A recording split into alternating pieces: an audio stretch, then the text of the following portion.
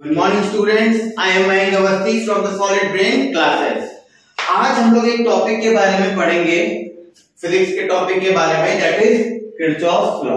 ये टॉपिक बहुत ही important topic है। Why this topic is very important? क्योंकि किरचॉफ्स लॉ एक ऐसा टॉपिक है जिससे हम बहुत सारे सर्किट्स, बहुत सारे loops in the sense circuits जो होते हैं, बड़े बड़े सर्किट्स, कॉम्प्लिकेटेड सर्किट्स, उसको हम किरचॉफ्स लॉ का यूज करके सॉल्व करते हैं।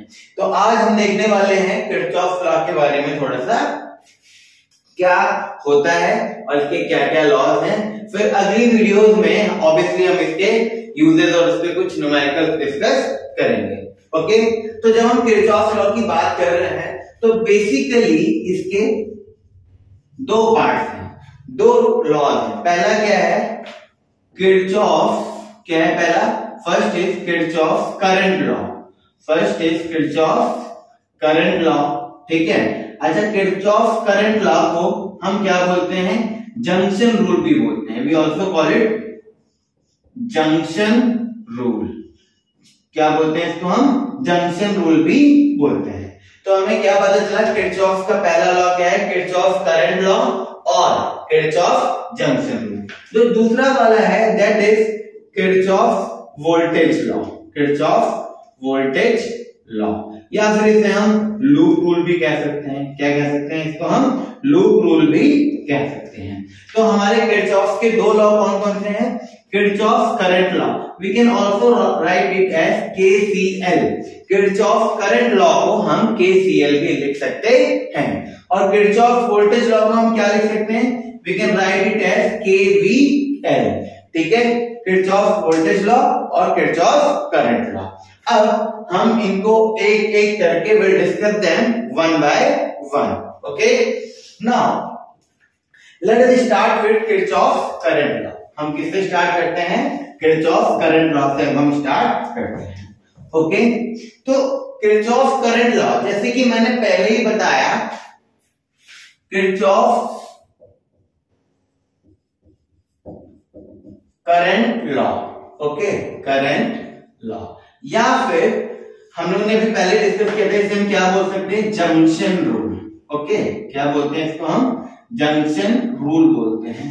तो फर्स्ट थिंग इज कि जंक्शन क्या होता है? What is junction? तो लॉ पढ़ने से पहले में जंक्शन के बारे में पता होना चाहिए। बहुत सारे स्टूडेंट जानते हैं, जैसे ट्रेन के जो स्टेशन होते हैं, लोग बोलते हैं बड़े बड़े स्टेशन को हम जंक्शन बोलते हैं, बट द क्वेश्चन इज उन्हीं को जंक्शन क्यों बोलते हैं? बड़े स्टेशन में ऐसा क्या है कि हम उन्हें जंक्शन बोलते हैं? अगर हम मैथमेटिकली सिंपल सी डेफिनेशन बोले, we'll say where the point at which two or more lines meet, that point is called junction। जहां पे दो या दो से ज्यादा लाइंस मीट करती हैं, उस पॉइंट को हम जंक्शन कहते हैं। फॉर एग्जाम्पल, सपोज ये एक रास्ता जा रहा है आपका, ओके, ये रास्ता जा रहा था, यहाँ पे एक पॉइंट आया, एक रास्ता इधर चला गया, एक रास्ता इधर चला गया, एक रास्ता इधर चला गया। तो हिंदी में इसको हम क्या बोलते हैं? इस पॉइंट को चौराहा। क्या बोलते हैं? वी कॉल इट चौराहा। इसी टाइप से रेलवे स्टेशन पे भी, सपोज जैसे ये आपका रेलवे ट्रैक है, आई गेस आपको समझ में आ रहा होगा, ये आपका रेलवे ट्रैक है। तो यहाँ पे कोई अगर स्टेशन आता है, सपोज स्टेशन ए आया, तो ये सिंपल स्टेशन है। क्यों? क्योंकि देखिए एक ही लाइन है, ये हमें यहाँ पे दिखा रहा हूँ, सीधी सीधी लाइन जा रही है। ओके, अब क्या हुआ? इस पॉइंट पे आप आइए, यहाँ पे क्या हुआ हमारा? यहां से एक स्टेशन है यहाँ पे, दैट इज स्टेशन बी। यहाँ पे आपका एक ट्रैक इधर जा रहा है कहीं पे, ठीक है, सी के लिए भी जाता है यहाँ से ट्रैक, और यहाँ से ट्रैक डी के लिए भी जाता है।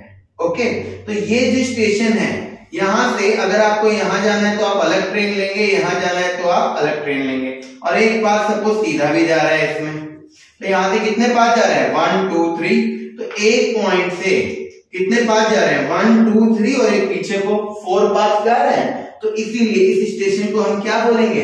जंक्शन बोलेंगे। क्या बोलेंगे? जंक्शन। इसी तरीके से जैसे ये लाइन थी, एक ही लाइन थी, अब यहां से ऐसे चली गई, आगे कितनी लाइन हो गई? 1 2 3 लाइन हो गई इस पॉइंट से। तो ये क्या हो गया? एक टाइप का जंक्शन हो गया। क्या हो गया? जंक्शन। अब देखिए, अगर आपको ये कॉन्सेप्ट समझ में आ गया तो किरचॉफ करंट लॉ आपको आराम से समझ में आ जाएगा। देखिए सपोज यहां से 10 लोग इस सड़क पे जा रहे हैं। कितने लोग जा रहे हैं? 10 लोग इस सड़क पे जा रहे हैं। ओके, अब ये पॉइंट आया, यहां पे ये पॉइंट आया, ठीक। इस पॉइंट से ये 10 लोग अपने अपने रास्ते में बढ़ गए। ओके, तो ये रास्ता कुछ लोग x लोग यहां चले गए, y लोग यहां चले गए और z लोग यहां चले गए। ओके, x लोग यहां पे चले गए, y लोग पर्सन यहां पे चले गए और z पर्सन यहां पे चले गए। तो अब यहां पे अगर हम देखें x plus y plus z किसके बराबर होगा? 10 के बराबर ही तो होगा। क्यों? बिकॉज इस पॉइंट पे 10 लोग आ रहे हैं, अगर तो 10 ही लोग तो इस पॉइंट से निकलेंगे। यहाँ पे पहले से कोई और है नहीं, कोई और रास्ता है नहीं जहां से ये आ जाएगा। अब आप लोग कहोगे किसी का यहाँ पे घर बना हुआ है, तो मैं भी आपको बता दूं ये हाईवे है, हाईवे पे किसी का घर नहीं होता।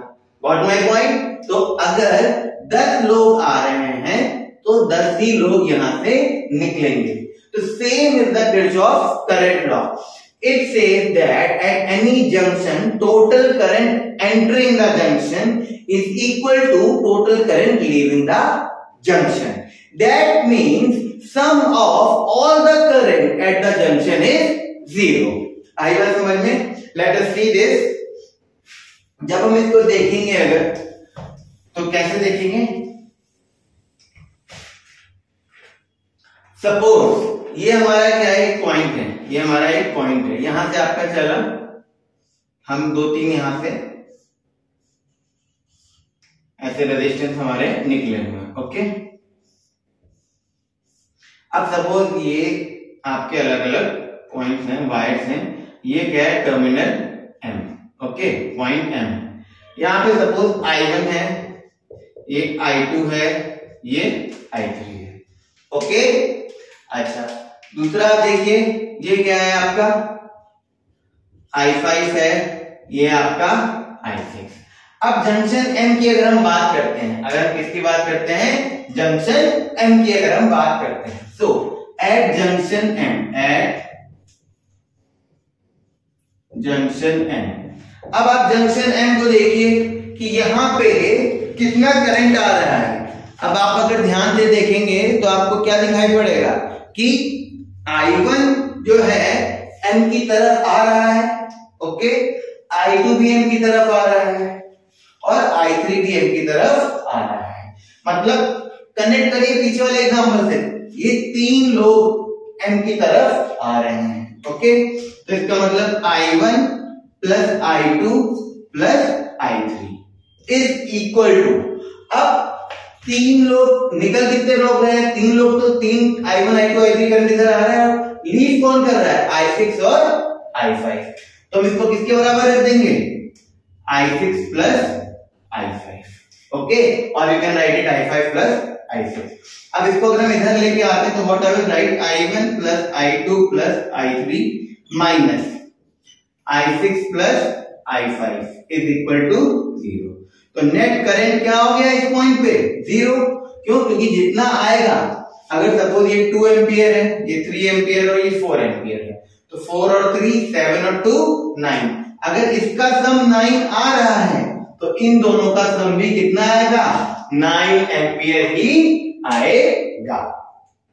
तो if you want to write down, you can write Kirchhoff current law or junction rule says that total current at the junction is equal to 0, or we can say the sum of net current entering the junction or leaving the junction is equal to 0, और we can also say that हम ये भी कह सकते हैं कि एक junction पे जितना करंट आ रहा है, total current entering the junction is equal to total current leaving the junction.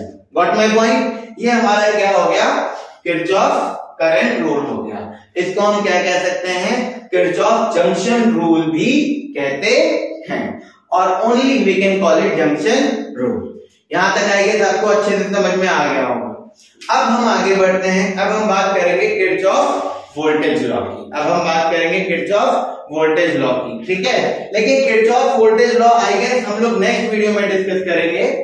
अब यहां तक अगर आपको कोई डाउट है तो आप क्वेरी कर सकते हैं। हमारे फोन नंबर जो है नीचे स्लाइड स्क्रीन पे दिखाई पड़ रहे हैं, आप आइए विजिट करिए हमारी इंस्टीट्यूट को। ये कहां पे है? जानकीपुरम विस्तार में चंद्रिका टावर है, वहां पे आईसीआईसीआई बैंक के एकदम पड़ोस में हमारा जो है कोचिंग सेंटर है, द सॉलिड ब्रेन्स के नाम से है। अगर आपको कोई भी प्रॉब्लम आती है तो आप आइए यहाँ पे एक बार विजिट करिए और देखिए, आपको बहुत मजा आने वाला है पढ़ाई को। आप जो है पढ़ाई को एंजॉय करेंगे। और सबसे खास बात, यहाँ पे आइए, डेमो लीजिए। और सबसे अच्छी बात ये क्या है कि हमारे यहाँ मंथली